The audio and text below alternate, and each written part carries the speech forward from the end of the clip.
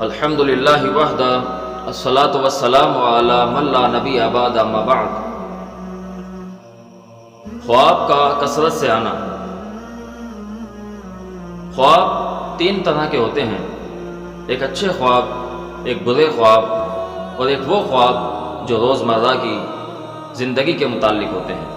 انسان کی سوچ، انسان کے وسوسے، اس کے خیالات جیسی سوچیں ہوتی ہیں، پھر ویسے خوابات بھی آتے ہیں۔ خواب کا بڑا گہرا ایک تعلق ہے۔ جناب رسول اللہ صلی اللہ علیہ وسلم فرماتے ہیں نبوت کے 46 حصے ہیں، اللہ رب العالمین نے 45 حصے واپس اٹھا لیے اور ایک حصہ اللہ رب العالمین نے چھوڑا ہوا ہے، اور وہ خواب ہے۔ اچھا خواب ہے، مومن کا خواب ہے۔ جب اچھا خواب آتا ہے تو وہ رحمان کی طرف سے ہوتا ہے، اللہ کی طرف سے ہوتا ہے، اور جو برا خواب ہوتا ہے وہ شیاطین کی طرف سے ہوتا ہے۔ شیاطین ڈراتے ہیں خواب میں، عجیب عجیب خواب آتے ہیں، کئی بندہ بھاگ رہا ہے، کوئی پکڑ رہا ہے، کہیں سے گر رہا ہے، پانی میں ڈوب رہا ہے، یا اس قسم کے خواب جو اس کو بے چین کر دیتے ہیں، اور انسان ہڑبڑا کے اٹھتا ہے اور پھر اس کو پسینے کے معاملات ہو جاتے ہیں، اس کے جسم پہ پسینہ آتا ہے۔ یہ خواب شیاطین کی طرف سے ہوتے ہیں۔ اور کچھ خواب جو انسان کی زندگی کے متعلق ہوتے ہیں، روزمرہ کے ساتھ تعلق رکھتے ہیں، جو اس نے چلا ہوتا ہے، جو سوچا ہوتا ہے، وہی رات کو خواب اس کے آتے ہیں۔ اچھا خواب جب آئے تو نبی علیہ الصلوۃ والسلام نے فرمایا کہ اسے اچھے لوگوں سے بیان کر، جو دیندار ہے، تقوی والا ہے، اہل علم ہے، اس سے بیان کیا جائے اور اس کی وہ تعبیر بتائے۔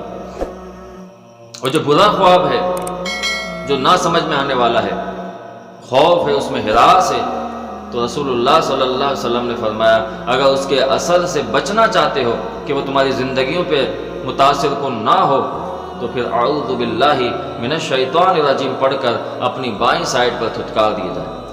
اس کے کرنے سے اس کا اثر زائل ہو جائے گا۔ اگر زیادہ کوئی خطرناک خواب دیکھ لیا ہے تو اٹھ کر وضو کر کر 2 رکعت نماز پڑھ لی جائے، اور پھر اللہ تعالیٰ سے اللہ تعالیٰ کی پناہ میں آ جائے تو اللہ رب العالمین اس کا اثر زائل فرما دے۔ اور تیسری قسم انسان کی جو ہے وہ سوچ کے متعلق ہے، جو خواب آتے ہیں روزمرہ کے۔ بعض دفعہ انسان زیادہ کھا لیتا ہے، کوئی ایسی چیز کھا لیتا ہے جو بادی والی ہوتی ہے، گیس والی چیزیں ہوتی ہیں، اور جب وہ انسان کھا لیتا ہے تو وہ گیس انسان کے جسم میں سرکل ہو جاتی ہے، گھومتی رہتی ہے، پھرتی رہتی ہے، دماغ میں چڑھ جاتی ہے۔ وہ گیس کی وجہ سے بعض دفعہ الٹے سیدھے خواب آ جاتے ہیں۔ ان کا تعلق نہ اچھے خواب سے ہوتا ہے، نہ برے خواب سے ہوتا ہے، وہ انسان کی غذا کے اوپر منحصر ہوتا ہے۔ اس لیے خوراک کا بہت زیادہ خیال رکھیں۔ اس لیے کھانا کھانے کے فوراً بعد سونے سے منع فرمایا کہ جب انسان کھانا کھاتے ہی لیٹ جائے گا، سو جائے گا، اور پھر وہ اسی کھانے کی نوعیت کے اندر جب سو جاتا ہے تو وہ گیس والا معاملہ بنتا ہے، اس کا معدہ بھی خراب ہوتا ہے، جسم کے اعضاء بھی معاملات متاثر ہوتے ہیں، اور پھر اس کو الٹے سیدھے خواب آتے ہیں۔ جب وہ صبح اٹھتا ہے تو وہ سمجھتا ہے کہ کسی نے مجھ پہ کچھ کروا دیا ہے۔ ٹھیک ہے، ان کا بھی ایک معاملہ ہے، لیکن ایک حد تک۔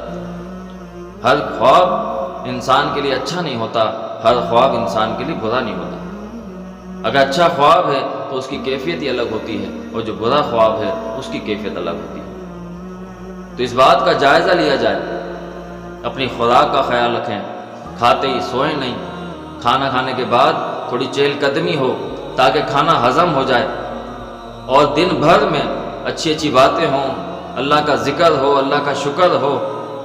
پریشانی کے عالم میں اگر آپ سو جائیں گے تو وہی خواب آپ کو جو ہے وہ بن کے آپ کو پریشان کریں گے۔ ان باتوں کا خیال رکھا جائے تاکہ ہم تمیز کر سکیں کہ کون سا خواب اللہ کی طرف سے ہے، کون سا خواب شیاطین کی طرف سے، اور کون سا وہ خواب ہے جو ہماری سوچ، ہماری زندگی، ہمارے روزمرہ کے ساتھ تعلق رکھتا ہے، ہماری خوراک کے ساتھ تعلق رکھتا ہے۔